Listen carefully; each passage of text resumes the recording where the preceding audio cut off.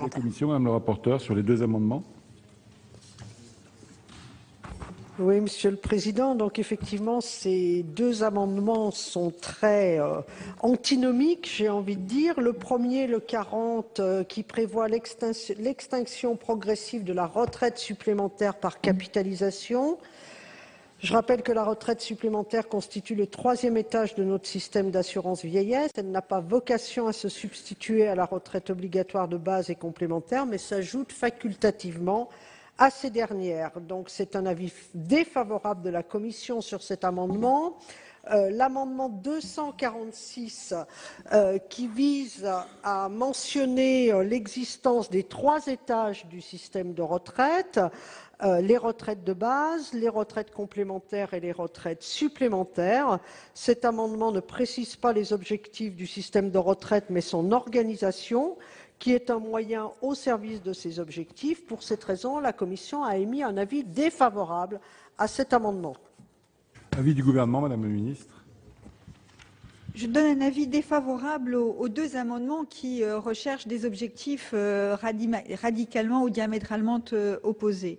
Je veux rappeler que pour le gouvernement, il ne s'agit en aucun cas de mettre en place un système de retraite par capitalisation, y compris de façon partielle. L'enjeu est bien de consolider notre système de répartition de telle sorte qu'il garantisse à chacun, au regard de sa carrière professionnelle et des mécanismes de solidarité qui interviennent, un niveau de retraite décent et digne.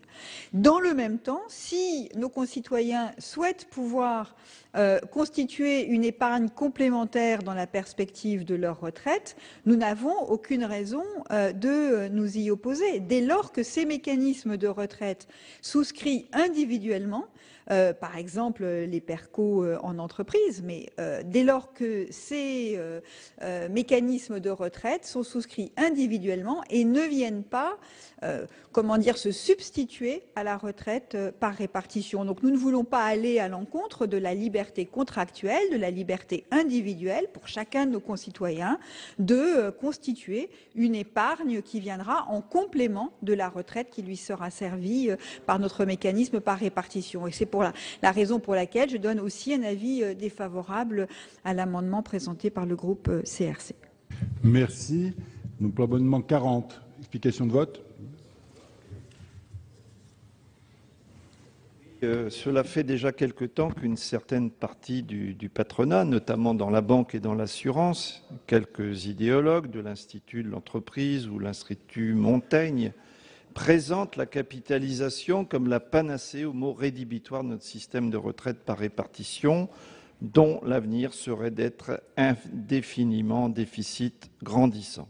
Alors je crois qu'il faut à un moment donné revenir aux fondamentaux même de ce qu'est la capitalisation, des fondamentaux exactement inverses, on peut le dire, notre système solidaire de retraite. En effet, avec le système de la capitalisation, l'intérêt des actifs qui veulent épargner est de disposer de revenus élevés sur lesquels ils peuvent soustraire des sommes au-delà de leur consommation et dans le même temps l'intérêt des rentiers retraités d'obtenir la meilleure rémunération immédiate de leur capital investi. En clair, le système par capitalisation pose donc clairement les actifs aux retraités.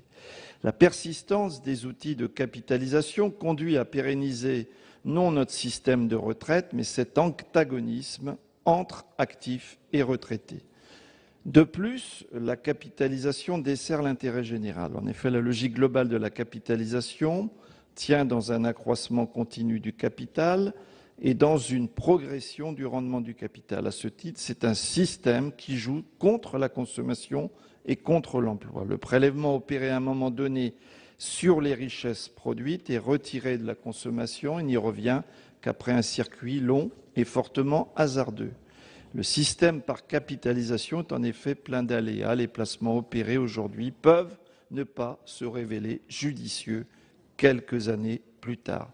Il s'agit bien de confier sa retraite à la bourse. Cela n'est pas très rassurant et tout le monde peut en juger aujourd'hui compte tenu des fluctuations, voire des crises boursières. Ainsi, la capitalisation peut paraître rentable quand il y a montée en puissance du système, quand par exemple la demande d'actifs financiers est importante, c'est-à-dire quand les actifs sont nombreux en période d'épargne capitalisation, mais à l'inverse, quand les personnes arrivent à l'âge de la retraite, elles ont tendance à vouloir liquider leur pension. Très logiquement, elles veulent vivre sur leur capital et vont vendre une partie de leurs avoirs qui sera offerte sur les marchés. Si alors il y a moins de jeunes et de revenus pour acheter ces titres, la tendance du marché sera à la baisse. En conclusion, ces titres vont s'effondrer et ni les retraités ni les actifs ne pourront bénéficier des bienfaits supposés de la capitalisation. Il ressort donc de ce qui précède que le recours à la capitalisation n'empêche pas les effets du fameux choc démographique, on y revient, auquel vous vous référez pour l'imposer. La capitalisation n'est efficace ni pour créer de la solidarité, ni pour répondre aux variations démographiques, ni pour engendrer du revenu. Elle n'est efficace que pour organiser sa disparition. C'est bel et bien pour ces motifs de fond que nous vous proposons l'adoption de cet amendement. Merci. Autre explication de vote sur Monsieur Longuet. Sur cet amendement-là, sur le 40. Non, là je suis au 40. Pas d'autre explication de vote sur le 40. Donc je rappelle que la Commission et le gouvernement ont mis des avis défavorables à cet amendement. Ceux qui sont favorables à cet amendement veulent bien lever la main. Ceux qui sont défavorables à cet amendement, il n'est pas adopté. Amendement 246, Monsieur Longuet. Monsieur le Président, Madame le Ministre, mes chers collègues, nous sommes à un rendez-vous important de la réflexion collective sur l'avenir de nos retraites. Il n'est pas complètement inutile de revenir en effet en arrière. Si les régimes par capitalisation ont connu dans notre pays, au lendemain de la Deuxième Guerre mondiale, une image négative, rappelons qu'il y a eu quand même deux événements importants qui ont marqué l'histoire monétaire française. La Première Guerre mondiale, dont nous allons marquer le centenaire du déclenchement l'année prochaine, et la Seconde Guerre mondiale que j'évoquais incidemment. La Première Guerre mondiale a mis fin à un siècle de stabilité monétaire pendant lequel les travailleurs, pour les salariés minoritaires, pour les travailleurs indépendants et notamment le monde agricole, mais le monde commercial, artisanal, ont pu se constituer des retraites par capitalisation. Ça s'appelait des rentiers. Et les rentiers étaient d'ailleurs assez nombreux dans notre pays, qui, entre la rente d'État d'une part ou l'immobilier d'autre part, accédaient, après une période de vie de labeur, à une certaine indépendance. Cette retraite par capitalisation qui n'était pas formalisée a évidemment été balayée par l'inflation issue de la Première Guerre mondiale et toutes les tentatives de stabilisation ont rendu cette situation, ont tué le rentier qui a disparu sociologiquement de notre pays.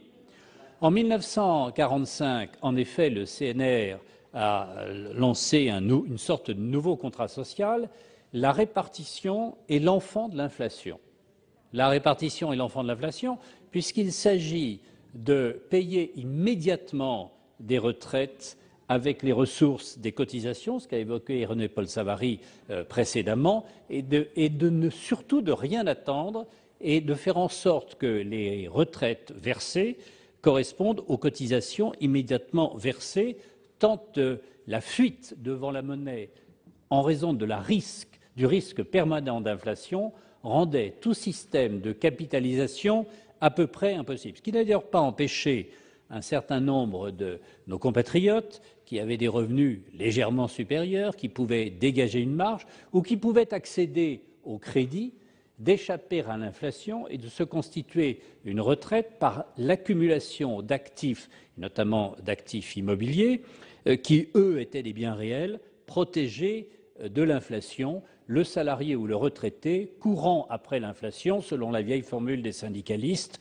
les prix prennent l'ascenseur et les salaires prennent l'escalier. Aujourd'hui, nous sommes dans une situation française qui a simplement complètement changé, et ce pour deux raisons. La première, c'est que nous appartenons à une monnaie nouvelle, l'euro. dont l'objectif est de stabilité. On peut regretter cet objectif, on peut au contraire s'en féliciter, mais c'est un fait que depuis que l'euro est mis en place et la majorité de cette Assemblée souhaite maintenir l'appartenance de la France dans l'euro, nous avons une stabilité. Et donc le regard de nos compatriotes face à la sécurité des vieux jours change parce que change également la relation qu'ils ont avec la monnaie dans la mesure même où l'inflation a disparu. C'est un premier élément dont vous ne pouvez pas ne pas tenir compte. Deuxième élément extrêmement important, et je suis très étonné, Madame le Ministre, que vous n'y réfléchissiez pas publiquement, c'est la globalisation. La globalisation économique mondiale a des avantages et des inconvénients. Que se passe-t-il avec un régime de répartition? Ce régime de répartition est nécessairement exclusivement national, puisque évidemment l'autorité de la loi ne peut jouer qu'à l'intérieur d'un espace, de l'espace national, qui est l'espace de l'impérium de la loi. Or, pourquoi priver les générations de Français d'aujourd'hui de la capacité de performance économique, de développement et de croissance qui apparaissent dans d'autres parties du monde et que seul l'investissement français à l'extérieur, à travers des capitalisations, permettrait de rapatrier dans notre pays. Après tout, la France vieillit, contrairement à ce que vous pensez. Il y a des pays jeunes qui sont en puissance, en expansion. L'intérêt bien compris des jeunes générations françaises à venir, ce serait d'associer leurs économies, leur prévoyance au développement de pays qui ont des perspectives affichées de croissance, alors que malheureusement, et vous le donnez dans votre rapport, un taux de croissance de l'ordre de 1,5% par an pour les 20 prochaines années dans notre pays. C'est un taux extrêmement raisonnable, M. Caffé l'a rappelé en commission, mais c'est un taux qui est très largement inférieur à la performance économique d'autres parties du monde. Alors, je ne nie pas qu'il y ait dans la démarche de capitalisation la perspective d'un risque, mais il y a également la perspective d'un succès. Lorsque nous rappelons ce principe de capitalisation, nous ne voulons pas simplement dire une évidence, Madame le Ministre, évidence que vous avez rappelée, c'est que chacun d'entre nous a droit à l'épargne et à se constituer une épargne, et si possible, en ne payant pas un impôt sur cette épargne alors qu'il a déjà payé un impôt sur un revenu, mais pourquoi priver la collectivité française de la perspective d'être associée par des placements collectifs judicieux à la réussite d'autres parties du monde auxquelles nous souhaitons d'ailleurs la croissance, puisque prolétaires et consommateurs de tous les pays, unissez-vous pour une croissance harmonieuse et pacifique dans le monde. J'ai usé mon temps de parole. Oui, tout à fait, Monsieur le Président. Je ne vois pas d'autres... Monsieur Husson. Oui, Monsieur le Président, Madame la Ministre, mes chers collègues, vous ne serez pas surpris. Je compléterai et je partage bien évidemment l'analyse de Gérard Longuet. Et je veux redire d'abord, je l'ai dit tout à l'heure, l'importance que j'accorde à ces trois piliers. D'abord pour une raison tout à fait pratique, c'est que si vous essayez, quand vous prenez par exemple un tabouret à trois pattes, ça assure toujours la stabilité des systèmes où que vous soyez. Ça, c'est pour le clin d'œil. Mais pour rester tout à fait sérieux, on a rappelé l'attachement qui était le nôtre au principe de la répartition. C'est bien le premier pilier. Les deux autres piliers, c'est à la fois les régimes de retraite collectifs pour certaines professions. Alors, elle existe toujours pour les fonctionnaires. Je veux juste faire un rappel pour celles et ceux qui sont ou ont été fonctionnaires et qui ont éventuellement cotisé. Il ne vous a pas échappé il y a quelques années que ce système qui était présenté comme particulièrement vertueux s'est révélé présenter des trous, puisque à la fois par des erreurs de gestion et globalement, et je dis ça un peu par rapport au système de points, puisque ça rejoint, me semble-t-il, les mêmes préoccupations.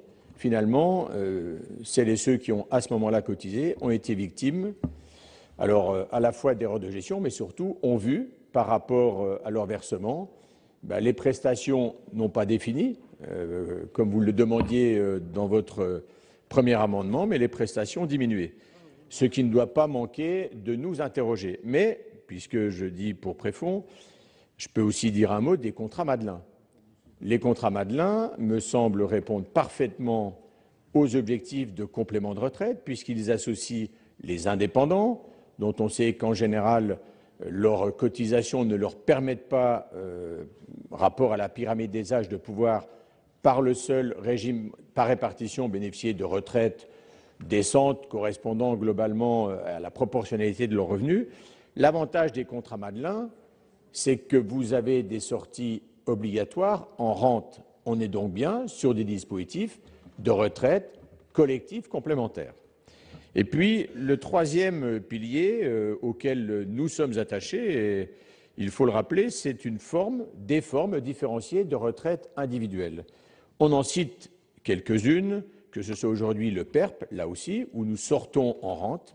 Donc, il ne s'agit absolument pas, on va dire, de dispositifs de capitalisation où on sort en capital, c'est de la rente. On est donc bien sur des systèmes de retraite. Mais si on regarde un peu dans le rétroviseur, il y a mieux encore, et il y avait mieux il y a quelques années que le PERP, ça s'appelait le PEP, le plan d'épargne populaire. Pourquoi il était plus intéressant? Parce qu'il répondait à la même logique, mais il permettait finalement une récompense sur les efforts de celui ou de celle qui acceptait au long de sa vie de faire un effort d'épargne individuelle, c'est qui vous permettait de sortir en rente avec une rente nette d'impôts. Alors, Dieu merci, Madame la Ministre, j'espère que vous allez nous rassurer. J'espère que dans les mesures que vous annoncez et qui me paraissent aller dans un très mauvais sens sur la nouvelle fiscalité de certains contrats d'assurance vie retraite, j'espère que vous ne remettrez pas en cause, d'ailleurs à mon humble avis ça ne serait pas constitutionnel, cette caractéristique pour les contrats qui existent toujours et qui permettent de pouvoir sortir en rente nette d'impôts. Ça veut donc bien dire qu'on peut avoir la retraite par répartition, c'est l'effort collectif, et puis les efforts collectifs sous forme de rente par le biais de l'entreprise, c'est le second pilier, les régimes de retraite supplémentaires collectifs. Me semble-t-il, on est toujours dans une forme de solidarité bien comprise. Et enfin, pour celles et ceux qui, dans l'arbitrage et en fonction de leur capacité contributive, souhaitent constituer un complément de retraite, on autorise bien, avec des facultés, y compris des avantages fiscaux, des investissements dans l'immobilier. Il me paraît, en tous les cas, normal, sain et salutaire de pouvoir autoriser toujours cette capitalisation personnelle sur des actions, parce que dans le temps, en tous les cas, c'est ce type de produit qui offre la meilleure rentabilité. Et puis, dois-je le rappeler, ça nous permet aussi d'alimenter le bon fonctionnement de l'économie française. Donc, je ne doute pas, Madame la Ministre, mes chers collègues, que vous saurez vous ranger à nos arguments pour soutenir cet amendement numéro 246. Merci. Monsieur Café. Oui, Monsieur le Président, je crois qu'avec ces deux amendements, le précédent qui a été repoussé, le 40, et celui qui est en discussion à l'heure actuelle, le 246, nous sommes en plein débat dogmatique et d'ordre idéologique. Je n'étais pas favorable à l'amendement 40 parce que je ne vois pas pourquoi il ne pourrait pas exister un certain nombre de produits d'épargne faisant appel à la capitalisation. Et d'ailleurs, votre amendement posait un certain nombre de problèmes. Comment dénouer les contrats qui existent déjà? Comment y mettre fin? Fallait-il rembourser et comment?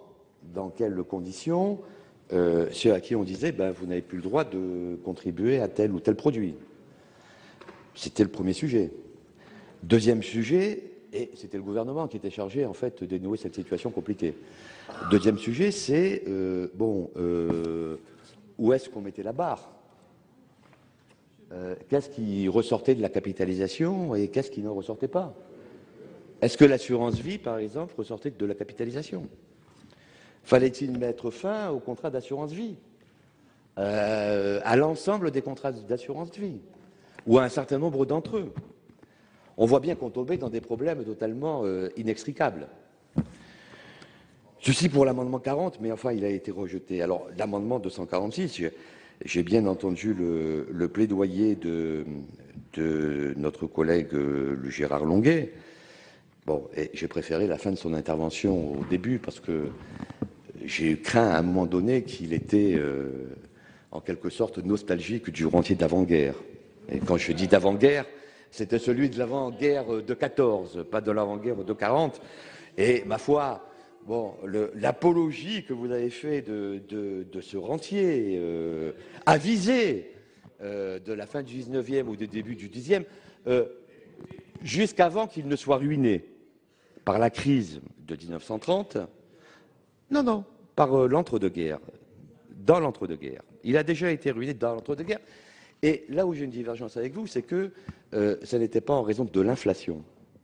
C'était en raison, et je crois que c'est la limite des régimes par capitalisation, le problème des régimes de capitalisation ou par capitalisation, ce n'est pas un problème d'inflation, ce n'est pas un problème d'érosion de l'épargne par l'inflation, c'est un problème de rendement des actifs, et personne n'a réussi à démontrer jusqu'à présent qu'à long terme, le rendement des actifs, c'est-à-dire un régime par capitalisation, était supérieur à un régime par répartition. Ben non. Et d'ailleurs, si tel avait été le cas, non mais je ne dis pas que un certain nombre de produits d'épargne, comme l'a dit la ministre d'ailleurs, puissent être utilisés pour sa retraite, moi ça ne me gêne absolument pas. Bon, ce que je conteste, c'est que le régime par capitalisation tel que vous le présentez ait des performances qui soient au moins équivalentes, et en tout cas supérieures, d'après ce que vous dites, au régime par répartition. Je pense que ce n'est pas vrai, et que sur le long terme, le rendement des actifs est au mieux nul. En tout cas, sur une vie, et sur une vie de cotisation, ce que vous pouvez tirer de placement est a priori quelque chose qui tend vers zéro. Ben, c'est ce que montre. Écoutez, c'est ce que montrent les rendements. Regardez le rendement de l'après-fonds. Bon, regardez le rendement de l'après-fonds. Est-ce que l'après-fonds est un régime par capitalisation particulièrement compétitif? Ça n'est pas le cas. Mais c'est un régime par capitalisation, oui ou non? D'accord. Ah, d'accord. Bon, pas simplement. Pas simplement. Et donc, voilà, très franchement, qu'on puisse proposer des produits d'épargne qui peuvent servir à la retraite d'un certain nombre de nos concitoyens, je n'y vois vraiment, rigoureusement, aucun inconvénient. Mais écrire dans la loi, parce que c'est de ça dont il s'agit, écrire dans la loi que la capitalisation est un étage, je dirais presque obligatoire, même si vous prenez la précaution de dire le cas échéant, de notre système de retraite, c'est un pas, personnellement, que je ne saurais franchir. Alors, bien évidemment, ça existe. Eh bien, laissons-les vivre, mais ne l'inscrivons pas dans la loi. Madame Cohen.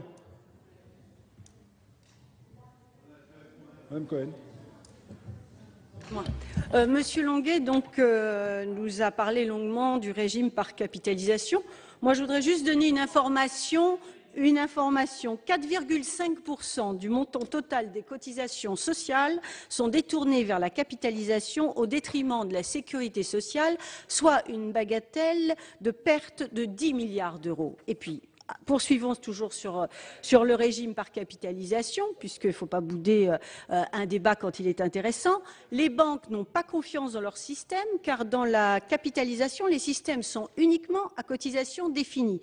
S'ils avaient confiance dans leur système, ils proposeraient des systèmes à prestations définies. Ce n'est pas le cas. Ils font supporter les risques uniquement aux assurés, tandis qu'eux n'en prennent aucun. Donc voilà les quelques mots que je voulais donner dans le débat pour balayer le système de capitalisation. Merci. Monsieur Demézeil.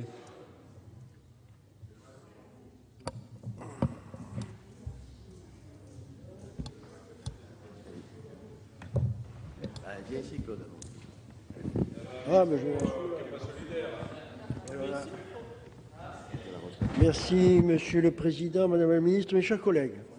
Je m'étais bien promis de ne pas intervenir sur ces amendements qui, quelquefois, sont des amendements pléonasmes qui n'apportent pas grand-chose. Mais là, sur ces deux amendements, je me sens pas obligé, mais je viens apporter mon concours. Lorsque notre système par répartition a été créé à la Libération, il était basé sur deux mots, l'un dépendant de l'autre. D'ailleurs, le premier mot le plus important, c'est le mot solidarité. Et le deuxième, qui est lié à la solidarité, c'est l'obligation. Et ce 4 de l'article 1er traite de système de retraite obligatoire. Et je pense qu'on aurait dû compléter, ce 4 aurait dû être complété en employant le mot obligatoire. Le choix de la retraite obligatoire par répartition, encore que la notion d'obligation est tout de même contenue au cœur, dans le membre de phrase, au cœur du pacte social qui unit les générations entre elles. On a ajouté entre elles entre-temps. Je pense que ce membre de phrase démontre bien que c'est la partie obligatoire.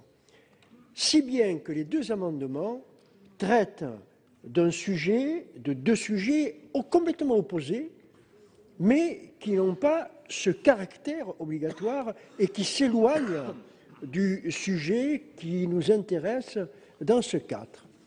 En ce qui concerne la répartition ou la capitalisation, chacun a raconté son histoire à sa façon, mais le mot capitalisation n'est pas un gros mot. Ce système a été employé, et je l'ai dit dans mon intervention, a été utilisé avant même la répartition, et vous seriez surpris de lire, quand on connaît un peu l'histoire de la création du système par répartition à la Libération, vous serez peut-être surpris de constater que c'est un sujet qui a été l'objet d'un débat très très fort et très difficile. Parce qu'il y avait, figurez-vous, les tenants de la capitalisation. Je ne vais pas vous dire qui, mais je peux vous le dire, étaient partisans de la capitalisation, entre autres la SFIO, je commence par la SFIO, la CGT, les mineurs, pourquoi? Parce qu'ils avaient, eux, un régime qui existait et qui était un régime par capitalisation et qui était un régime auquel ils tenaient. Ils tenaient à ce régime par capitalisation et ils ont lâché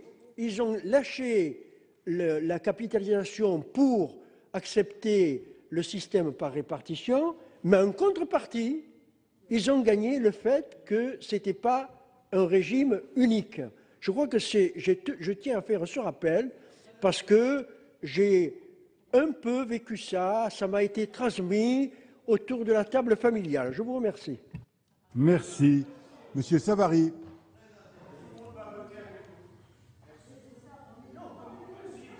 Je crois que, Monsieur le Président, Madame la Ministre, nous sommes vraiment dans le vif du sujet et tous les éléments historiques qui ont été abordés par nos collègues sont tout à fait intéressants.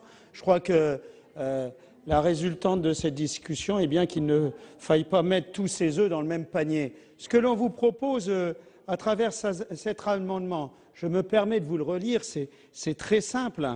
C'est le système de retraite français composé des régimes de base obligatoires par répartition, et ça je crois que là-dessus c'est incontestable, c'est largement partagé par l'ensemble des sénateurs de tous les bancs, des régimes de retraite complémentaires obligatoires, et là aussi on ne peut pas les remettre en cause, et le cas échéant des régimes par capitalisation à travers notamment l'épargne retraite collective ou individuelle, le cas échéant. Je crois que c'est important. Nos concitoyens ont besoin de transparence, ont besoin de confiance. Et c'est véritablement pas le signe que vous leur donnez, Madame le ministre, d'autant plus qu'est remise en cause régulièrement la stabilité fiscale avec des mesures rétroactives par rapport à tous ces placements-là. C'est ça qui est dangereux, c'est ça qui effraie nos concitoyens. Il est important, à travers cet article 1er et les objectifs définis, de rappeler les efforts qu'ont fait certains et les garanties qu'ils doivent obtenir pour avoir une retraite décente. Merci. Madame Lienemann. Madame la ministre, Monsieur le Président, chers collègues, quand on entend nos collègues de l'UMP, naturel, il revient au galop. Ça marche. Il revient au galop. Moi, je veux bien qu'on m'explique tout sur l'histoire des différentes phases, mais en tout cas, il y a une position constante de la gauche depuis la Libération. Nous sommes défavorables à un régime de capitalisation, fût-elle marginale. Nous sommes pour un régime de répartition. Ça ne veut pas dire que les Français ne vont pas placer de l'argent quand ils ont de l'argent de côté et des économies qui, au moment de leur retraite, leur apportent du beurre dans les épinards. Ça a toujours existé, mais ça n'est pas la même chose que de mettre en place un régime de capitalisation. Car la capitalisation, quand elle vient en complément de la répartition, finit par manger la répartition. Parce que ceux qui doivent contribuer fortement et qui peuvent placer de l'argent trouvent illégitime qu'ils payent pour les autres puisque ça leur rapporte plus en plaçant leur argent. Et on voit tous les exemples qui ont fait un système mixte ont fini par basculer par plus de capitalisation et moins de répartition. Pour une raison simple, c'est la seule chose qui est arrêtée récemment, c'est pour ça que vous êtes un peu plus modérés. C'est qu'avec la crise qu'on a connue, tous ceux qui avaient des retraites par capitalisation dans les autres pays se sont retrouvés dépouillés. Alors d'un seul coup, là, vous êtes un peu plus nuancés. Mais dès que le capital va reprendre sa financiarisation, si on n'y arrive pas, vous avez le choix fondamental. C'est qu'à partir du moment où on a une retraite par capitalisation, et on le voit bien avec les fonds de pension qui arrivent en France, c'est qu'il faut un rendement élevé. Et donc, ça veut dire qu'il faut légitimer le prélèvement capitalistique soit supérieur au prélèvement sur le travail, alors que quand on assied sur d'autres critères que la capitalisation,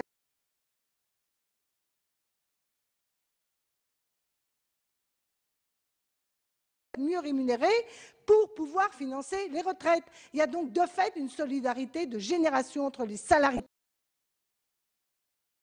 plus prélevés pour rémunérer le capital pour payer les retraites des anciens salariés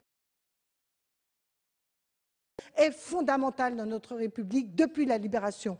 Alors on peut prendre tous les mots qu'on veut, la réalité elle est celle-là. La gauche et le Parti socialiste sont hostiles à toute mise de doigt vers la capitalisation.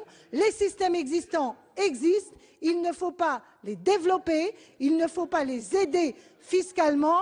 Je ne pense pas qu'il soit facile de revenir en arrière, mais en tout cas, tout ce qui permettrait le développement de la capitalisation est un danger mortel pour la répartition. Donc je voterai évidemment contre l'amendement qui est proposé par M. Longuet.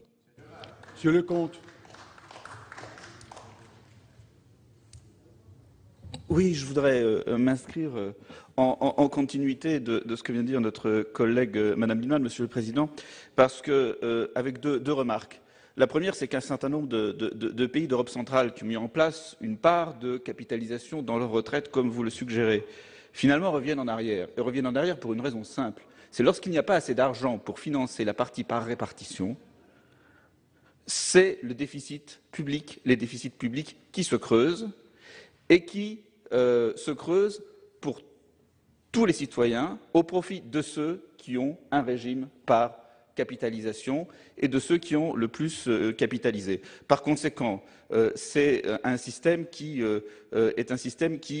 creuse les déficits publics quand les comptes publics ne sont pas équilibrés. La deuxième chose, c'est que quelle est cette société qui, au lieu d'appeler à la solidarité, dirait aux gens, aux citoyens, à ceux qui cotisent pour leur retraite, que finalement, une génération, un pays qui progresse, le travail de toute une vie, ne permettrait pas au bout d'avoir une société meilleure, d'avoir un pays qui a progressé suffisamment pour, à la fin d'une vie de travail, permettre de payer une retraite. Et qui, au lieu de ça, dirait que chacun pense à sa propre retraite par soi-même sans compter sur la solidarité. Ce n'est pas possible. Ce n'est pas une société. Si vous croyez à la valeur travail, si vous croyez à la solidarité, il faut absolument garder entier et en faisant un choix clair et précis, la répartition, parce que c'est ce choix qui dit « nous croyons à la valeur travail, nous croyons que le travail fait progresser la société et qu'à la fin d'une vie, la société sera capable, par le travail, de payer sa propre retraite. » Et de ne pas dire aux gens « mettez de côté chacun de votre côté, ce sera mieux, parce que la société, elle ne vous garantit rien à la fin. » Quelle est la société que vous voulez construire finalement? Une société de solidarité ou une société égoïste qui n'est plus une société? Croyez-vous à la valeur travail? Si vous croyez à la valeur travail, alors il faut croire que le travail enrichit la société, permet la solidarité, et c'est le système par répartition. Merci, mon cher collègue. Des explications de vote, je n'en vois plus. Donc, je mets aux voix l'amendement 246 et je rappelle, la commission et le gouvernement ont mis des avis défavorables. Ceux qui sont favorables à cet amendement veulent bien lever la main. Ceux qui sont défavorables, il n'est pas adopté. Je suis saisi de l'amendement 11 rectifié bis. C'est vous, Madame Lienemann? Madame Lienemann, c'est vous le 11 rectifié bis? Non, chers collègues, j'aurai l'occasion de l'indiquer. Je ne suis pas favorable à l'allongement de la durée des cotisations. Et d'ailleurs, j'ai déposé des amendements en ce sens. Je suis tout à fait hostile depuis toujours. Au passage, je rappellerai à mes collègues que pour ma part, quand je suis dans l'opposition, je prends des décisions et des orientations que j'estime réalisables quand la gauche est au pouvoir. J'ai toujours la même critique sur les réformes qui ont été faites par M. Balladur, qui ont été faites par M. Raffarin, qui ont été faites par M. Fillon ou par M. Juppé. Elles étaient mauvaises, elles n'ont pas résolu les problèmes, elles ont accru les inégalités et affaibli nos retraités. Pour ma part, quoi qu'il en soit, je garde la même analyse. Et je reste fidèle à ce que j'ai toujours voté, à savoir que nous sommes contre l'allègement des cotisations sociales à partir du moment, d'autant plus que nous avons un chômage de masse qui percute notre jeunesse. Donc, pour ma part, je suis hostile à cela. En revanche, indépendamment du fait que j'y suis hostile, je crains toutefois que cette mesure soit réalisée. Et à l'instar de ce qu'avait fait mon collègue Jean-Marc Germain à l'Assemblée nationale, je pense qu'il y a un garde-fou qu'il faut mettre pour l'avenir, qui est le fait suivant, à savoir que chaque génération doit avoir un âge de départ qui offre une durée de retraite au moins égale à la moitié de la durée de l'activité professionnelle. Alors vous allez me dire, comme vous l'avez dit à mon collègue Jean-Marc Germain, qu'actuellement c'est le cas. C'est le cas en moyenne. C'est satisfait pour aujourd'hui. Mais comme il n'est pas à l'article 1, nous fixons le cadre de notre régime de retraite. Et donc, ce qui est vérifié aujourd'hui ne l'est pas forcément demain, pour plusieurs raisons. La première, c'est d'abord que nous avons, dans la période récente, gagné, si je puis dire, 2 années de travail moyenne pour partir en retraite. En 10 ans, de 2001 à 2000, enfin 9 ans, de 2001 à 2010, la durée de départ en retraite, l'âge moyen, a gagné 2 ans.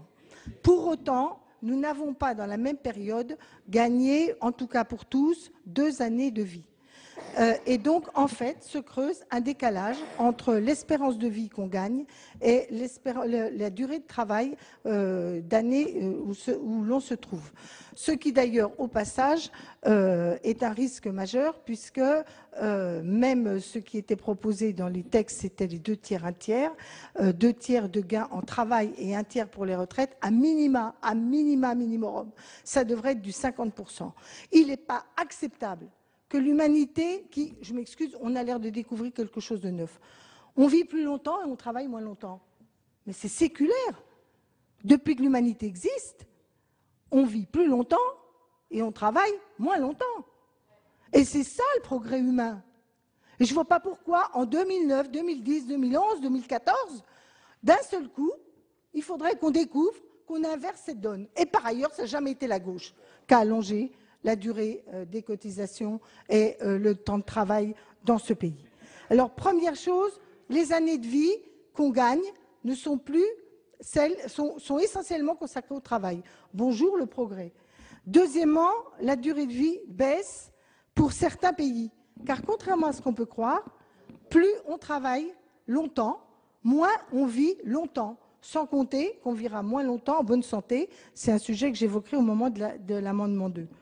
Troisièmement, donc, comme la durée de vie risque de baisser et que la durée de cotisation risque de monter, dans la durée, on peut avoir une divergence entre le temps où on va travailler et le temps où on va bénéficier de la retraite. Et troisièmement, il y a la durée d'activité de nos jeunes est menacée. Parce qu'à mesure, et là on le voit bien dans les courbes, à partir de 2008-2009, on voit une montée en flèche, entre guillemets, du travail des seniors, ce dont on pourrait se réjouir. Mais le seul problème, c'est que dans le même temps, on voit baisser en symétrique la courbe du travail des actifs et des jeunes, et plus encore des jeunes. Donc nous sommes dans un mécanisme où, à terme, la durée d'activité partant plus longtemps, et comme on va être obligé de travailler plus longtemps, le temps de retraite va se retrouver à être grignoté par rapport au temps de travail. Alors, je le dis bien, personnellement, je me contenterai de l'abandon de l'amendement 2. Mais en l'état de ce que je peux percevoir du fait que dans cette loi, l'allongement risque d'être conservé, il y aurait au moins une mesure de précaution à terme qui viserait à fixer ce cliquet, que la durée moyenne de la retraite est au moins égale à la moitié de la durée de l'activité professionnelle. Merci. Avis de la commission. Oui, Monsieur le Président, Madame la Ministre, chers collègues, votre amendement entend prévoir que le système de retraite garantit une durée de retraite au moins égale, vous l'avez rappelé dans votre explication d'amendement, à la moitié de la durée de l'activité professionnelle. La prise en compte de l'espérance de vie est déjà prévue à l'alinéa 6 de l'article 1er et elle figure parmi les paramètres au regard desquels le comité de suivi formulera chaque année des recommandations publiques. Aussi, la Commission, Madame la sénatrice, vous demande de retirer votre amendement, sinon elle émet un avis défavorable. Merci. Avis du gouvernement, Madame la Ministre.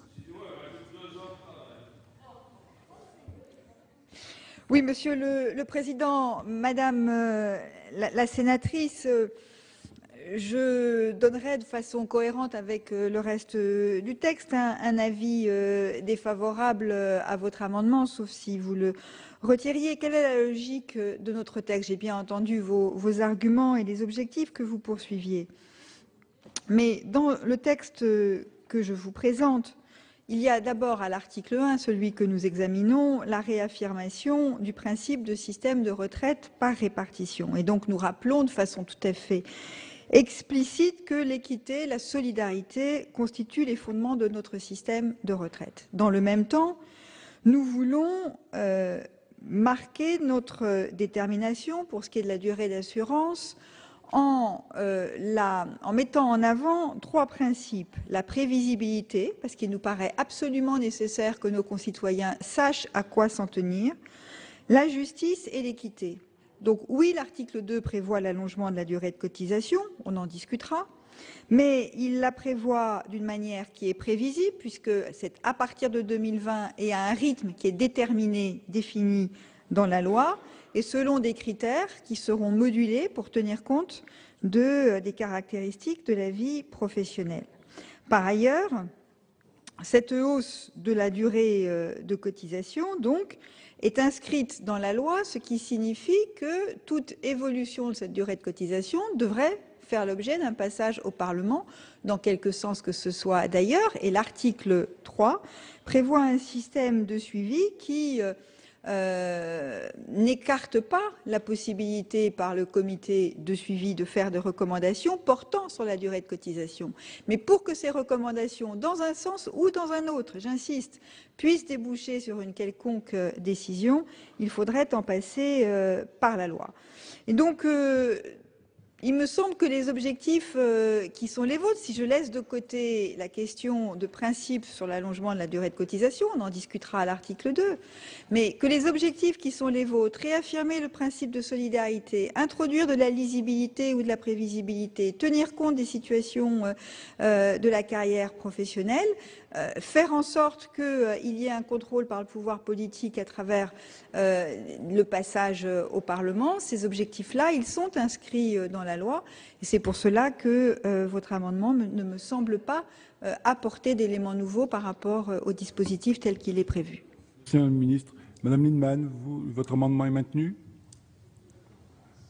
Oui, Monsieur le Président, je le maintiens parce que je ne vois pas en quoi fixer le cadre de balises qui évite que le politique décide parce que le budget serait pas bon, parce qu'on manque d'argent, etc., qu'à certains moments, eh ben, finalement, tant pis si on allonge la durée plus que ce qu'on va bénéficier de la retraite.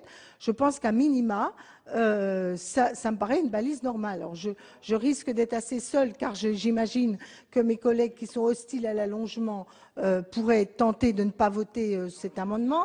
Néanmoins, je pense que je prends date pour l'histoire et ça me paraît être quand même en cohérence avec beaucoup des combats que j'ai menés et que nous avons menés au sein du Parti socialiste depuis de nombreuses années. Monsieur Lenoir. Oui, Monsieur le Président, Madame la Ministre, mes chers collègues, en l'espace de 2 amendements, on voit le décalage qu'il y a entre le pragmatisme, le réalisme, le bon sens et la rêverie. Il y a un instant, il y a la rêverie. Il y a un instant, un amendement de bon sens soulignait qu'il fallait en France un système obligatoire par répartition, un système obligatoire de retraite complémentaire et, le cas échéant, un régime par capitalisation. Franchement, voter contre un tel amendement me surprend et surprendra ceux qui liront nos débats. Et aussitôt après, ma collègue Madame Lienemann, pour laquelle j'ai le plus grand respect, est en train d'inventer un système qui est à la fois audacieux et généreux. Audacieux parce que vous voulez, par une disposition législative, dire qu'une personne doit avoir une retraite qui représente la moitié de son temps de travail. C'est évidemment généreux puisque à l'issue de 42 ans de travail, bien, vous voulez, de par la loi, donner une assurance vie qui permette à la personne qui a travaillé de vivre ainsi pendant longtemps. Pour ma part, je vous en remercie d'ailleurs, je cotise depuis l'âge de 18 ans. Écoutez, si on vote cet amendement, et je vous prête évidemment un pouvoir considérable que certains jugeront peut-être surnaturel, je peux envisager de vivre une longue retraite. Mais comme si, Madame Lienemann, c'est la loi qui pouvait le fixer. Hélas, soyez un peu réaliste. Demain, l'un d'entre nous peut disparaître, comme disparaîtront des Français qui n'entrent pas du tout dans le mécanisme que vous avez proposé. Alors, de grâce, ne trompez pas l'opinion française en laissant entendre que c'est par la loi qu'on peut assurer ainsi, au-delà de la période d'activité, la moitié de vie paisible d'un retraité. Monsieur Café. Merci, Monsieur le Président. Je voudrais dire à ma collègue Marie-Noëlle Lienemann que, bon, je ne sais pas si elle prend date pour l'histoire, mais que, en tout cas, s'agissant d'histoire, je ne partage pas sa vision optimiste de l'histoire de l'humanité. Car contrairement à ce que vous dites, chère Marie-Noëlle, je ne crois pas que l'histoire de l'humanité ait été un long mouvement vers la diminution du temps de travail et l'augmentation du temps passé à la retraite dans le bonheur. Je crois même que ce phénomène dont vous parlez, Madame Lienemann, est un phénomène extrêmement récent, qui date du XIXe siècle, avec les premières lois sociales, avec la mise en place des assurances sociales, les premières en Europe par Bismarck, voyez-vous, et qu'auparavant, c'était où on travaillait toute sa vie, Ou alors on n'avait pas de retraite, ou en tout cas, si on avait une retraite ou si on voulait arrêter de travailler, il n'avait pas d'assurance sociale. Donc, recadrons un peu le débat quand même sur la longue marche de l'humanité vers le temps heureux à la retraite. Ça n'est pas vrai. Il a fallu attendre le 19e siècle et il a fallu attendre en France les premières lois, celles de 1910, comme je le disais tout à l'heure, les retraites ouvrières et paysannes par capitalisation, lesquelles avaient été combattues, si je me souviens bien, par Jaurès. Bon. Non, c'est l'inverse. Bon, donc c'est un phénomène qui est extrêmement récent. Et où en sommes-nous maintenant? Parce que c'est ça qui compte, Madame Lienemann. Où en sommes-nous maintenant? C'est ça la question qui nous est posée. J'ai la conviction, peut-être faudrait-il le vérifier, que le cliquet que vous voulez mettre est aujourd'hui une réalité objective. Une réalité objective. Et d'ailleurs, je voudrais vous faire part d'un argument, c'est que cette loi, avec l'article 4 ou 2, je ne me souviens plus la durée de cotisation, 2, est plus protectrice que la législation antérieure, celle de 2003. Que dit la législation de 2003? Elle dit qu'il faut maintenir un rapport constant entre le temps passé au travail et la durée de retraite. Bah. Et ceci de manière indéfinie. Et c'est un décret pris par le gouvernement qui, pour chaque génération, dès lors qu'elle atteint 58 ans, définit le temps de cotisation et la durée de cotisation. Bah. Et donc, vous pouvez très bien avoir un système où jusqu'en l'année 2100, vous pouvez avoir ce mécanisme qui fonctionne, alors que la loi a un avantage par rapport à la loi actuelle, a un avantage par rapport au mécanisme de 2003, c'est qu'elle met un terme à ce mécanisme. Elle met un terme à l'horizon 2035 et elle dit, à partir de la génération 1973, on n'ira plus loin que 43 ans. Avec le mécanisme, et d'ailleurs ça avait été expertisé par le rapport de Yannick Moreau, avec le mécanisme de la loi de 2003, on pouvait aller, pour la génération par exemple 1989, on pouvait aller jusqu'à 44 années de cotisation obligatoire. Bon. Sans avoir la certitude que le rapport que vous voulez imposer par la loi serait observé. Donc, je crois que votre amendement est satisfait. Je crois que la loi, à l'heure actuelle, va plus loin que celle de 2003, c'est-à-dire qu'elle met un terme à l'augmentation de durée de cotisation. Et c'est la raison pour laquelle, personnellement, je ne voterai pas votre amendement. Voilà donc pour la séance d'hier soir. Les sénateurs en sont donc toujours à l'examen de l'article 1er du texte qui porte sur les objectifs du système de retraite. Vous pouvez bien sûr toujours revoir toutes les séances sur notre site publicsénat.fr. Prochain rendez-vous de l'actualité parlementaire cet après-midi, 24h Sénat à 17h, toujours sur l'examen du projet de loi sur les retraites. Très bonne journée sur les chaînes parlementaires.